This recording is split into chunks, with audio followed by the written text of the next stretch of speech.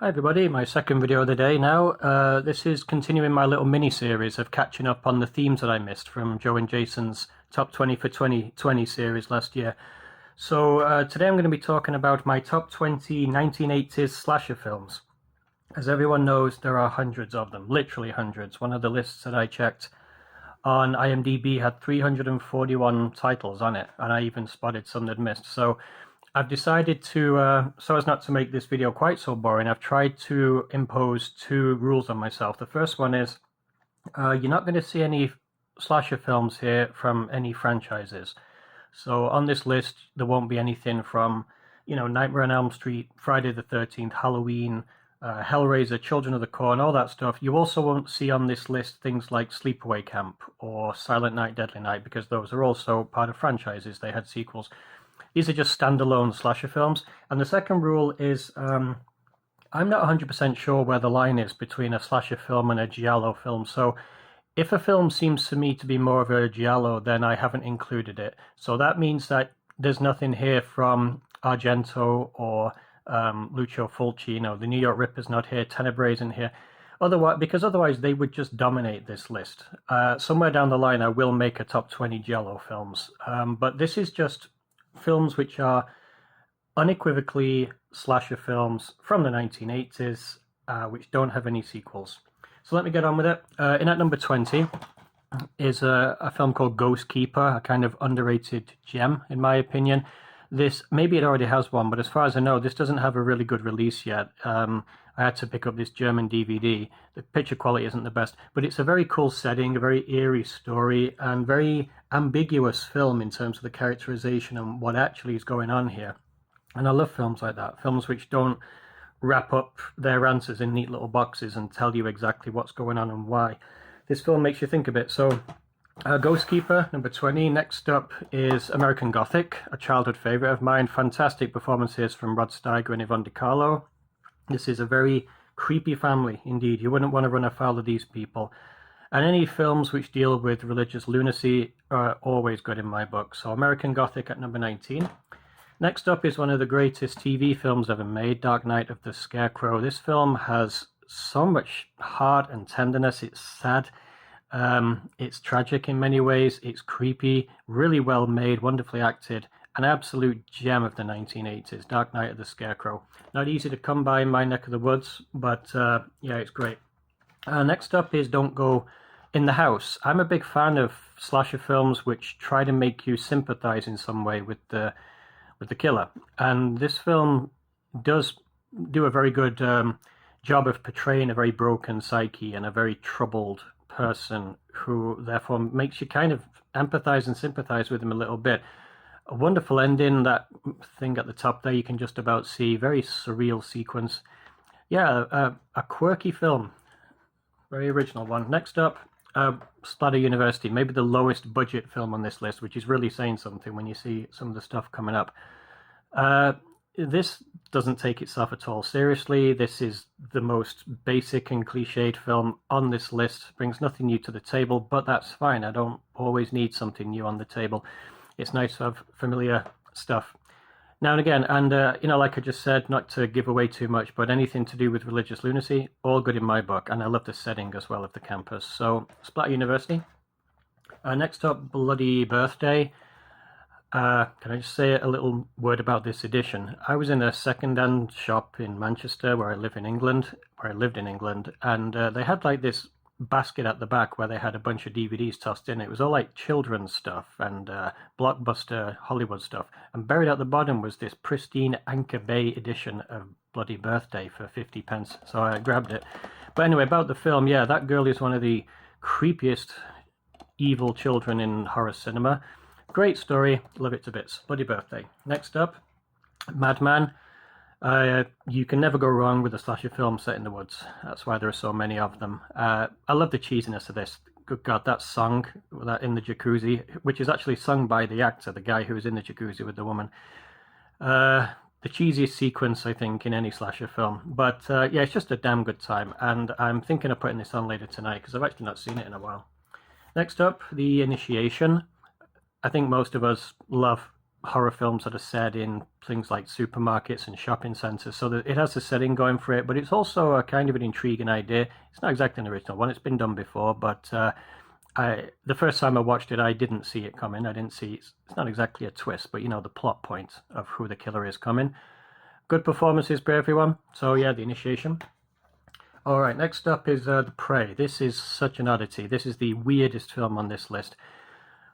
I don't know of a slasher film which has a stranger production history. So this thing was filmed in 1979 and the beginning of 1980. Then it was shelved for a few years before it got picked up by, I think, was it Roger Corman's production company.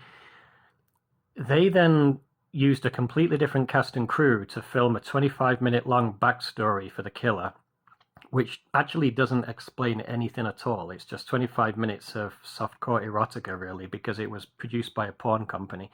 They then just spliced that right into the film, into the middle of the film.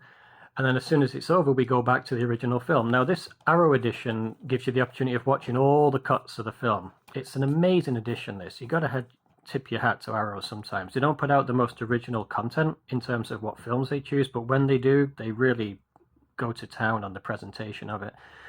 But, despite that very odd sequence with the flashback and the backstory, there's something about this film that I just absolutely love. The setting is very good. The actors are funny and quirky, and it's reasonably well acted. The killer is interesting, to say the least. We only see him right at the end, but pretty intriguing there. There's lots of stock footage used here of nature. Being very charitable to the film, you could say it's imagistically meant to tie into the idea of predator and prey. Being less charitable, it's there to pad the thing out. But I still like it. It's still quite beautiful to watch. So anyway, yeah, The Prey, odd film. And another very odd film to round out the bottom 10 is The Slayer. How many people have bought this film on the basis of this cover art and the title and have been massively disappointed at what they got? Because this is barely a slasher film, and it's very barely any kind of horror film. I mean, this chap, God knows who he is, but he just turns up in the last few seconds of the film. But again, like I just said about The Prey, there's something about this film which gets under my skin, which I love. I think it's a very clever, intelligent, well-made film. It has some interesting ideas and imagery connected with surrealism and dreams and the use of art from the main woman here. She's an artist. The idea of isolation and loneliness and madness. I mean, this is like something Edgar Allan Poe would have written, minus the odd ending. So yeah, I don't know, something about this one which is just, I find it to be a unique experience and another amazing addition from Arrow. I know a lot of people are bored to tears by it, and I understand that, but I personally love it. All right, into the top 10. Satan's Blade. A lot of people hate this film. They say it's boring, it's completely cliched, it brings zero new to the table, it borrows from every other film from the 80s. Here's what I'd say about that. This film was released in 1984, but it was made in late 1979, early 1980s. So before, criticizing it for how cliched it is, just bear in mind, this came before almost every other film on this list. That still doesn't mean it's a great film, because it absolutely isn't. It's amateur hour in the acting. Direction isn't all that great. It's tonally all over the place. Like, the opening feels like a totally different film to what comes after it. The opening feels like it really was made by a bunch of amateurs who'd never held a camera before. I mean that with the two women. But, I love the setting very much. Films that are set in the snowy forests, because I basically live on the edge of a snowy forest. And, it's just fun. I mean, that sequence where the two guys are getting completely wasted, just getting drunk on whiskey. I love that wasn't actually in the script. They just actually did that to pad out the runtime, but it's still kind of fun to watch for me. I don't know, it's a little minor gem, this. I do get why people dismiss it, but I like it. So that's number 10. Number 9, Killer Workout. Not so much now because I'm a married man, but when I was younger, I had a list of films which I only ever seemed to put on when I'd had one too many beers, and this was top of the list. This is the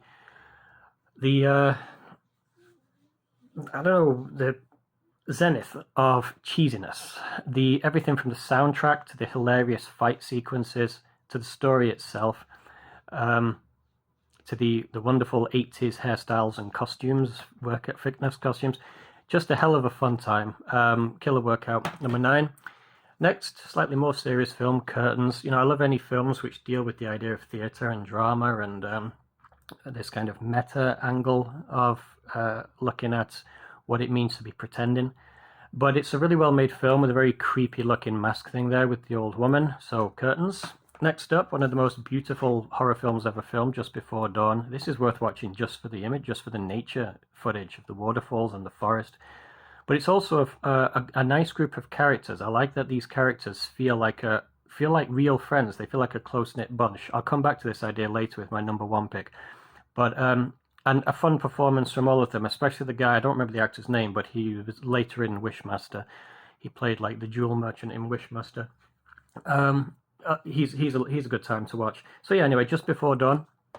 Number 6 is Mountaintop Motel Massacre.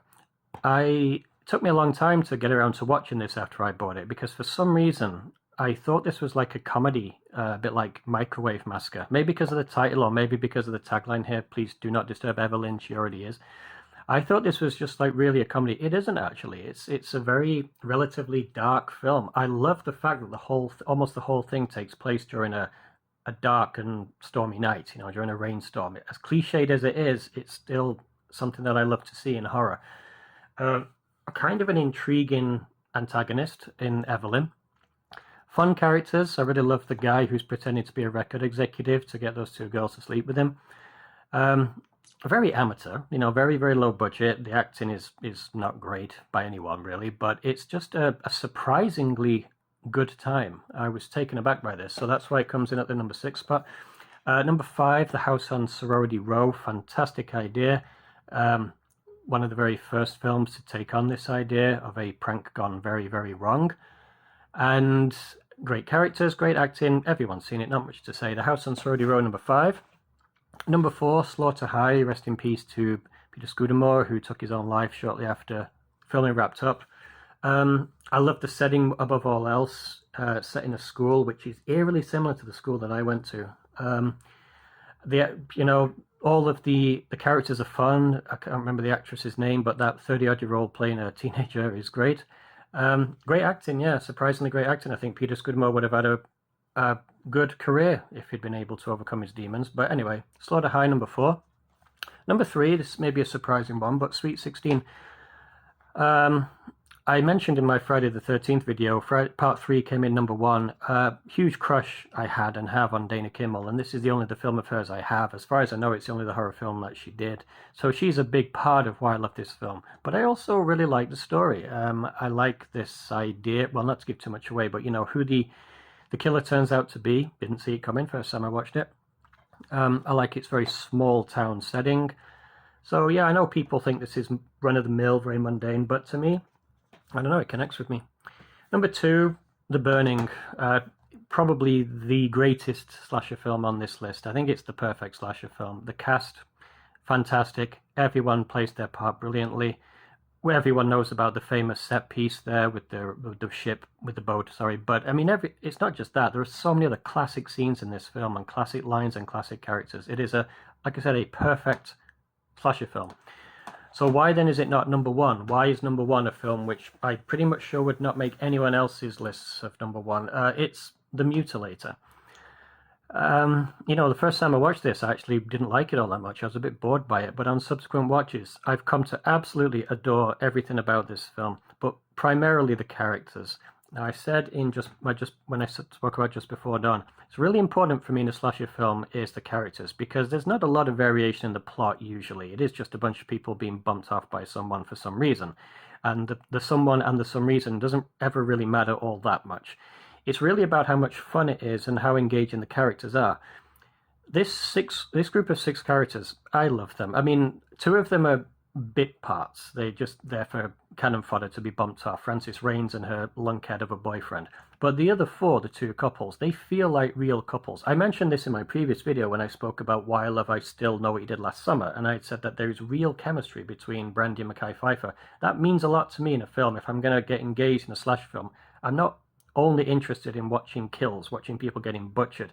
I like it when filmmakers put a bit of effort into making you care about the characters and engage with them. And this film does that better than any other film on this list for me.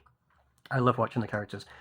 But even though there's no mystery about who the killer is, I still really like the killer and the kills and the setting on the beach. Fantastic. Some of the very quirky bit characters, like that night patrolman or sheriff, whoever he is, pops up. He can't act to save his life, but by God, he gives it a good go. Love it, love it, love it to bits. So The Mutilator is my number one slasher film of the 1980s. And that's going to do it. That's going to round off this list. The next one, I think I'll do ghost films, haunted house films. Like I said, I'm going back through all the themes that I missed from last year. Periodically, I don't have a plan for it, just when I feel like it. Right, that's going to do it. It's Friday night, so I'm probably going to watch a couple of these tonight. Take care, everyone, and I will talk to you soon. Bye for now.